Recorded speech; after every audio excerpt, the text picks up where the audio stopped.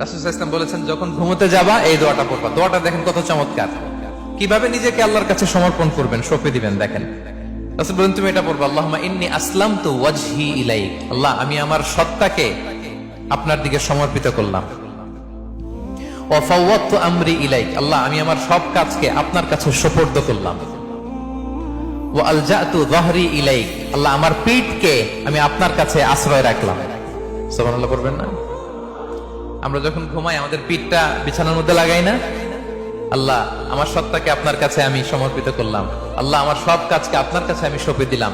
আল্লাহ, আমার পিঠটাকে আপনার কাছে আমি আমানত রাখলাম। লা মালজা ওয়ালা মানজা মিনকা ইল্লা ইলাইক। আল্লাহ, আপনি ছাড়া আশ্রয় দেওয়ার কেউ নাই। আল্লাহ, আপনি ছাড়া আমাদের মুক্তি দেওয়ার কেউ নাই। আল্লাহ, আপনি যে রাসূল পাঠিয়েছেন সে রাসূলের প্রতি আমি ঈমান আনলাম। আল্লাহ, যে কিতাব আপনি আসমান থেকে পাঠিয়েছেন ওই কিতাবের উপর আমি ঈমান আনলাম। সুবহানাল্লাহ পড়ে বিষ্ণু ইসা ইসলাম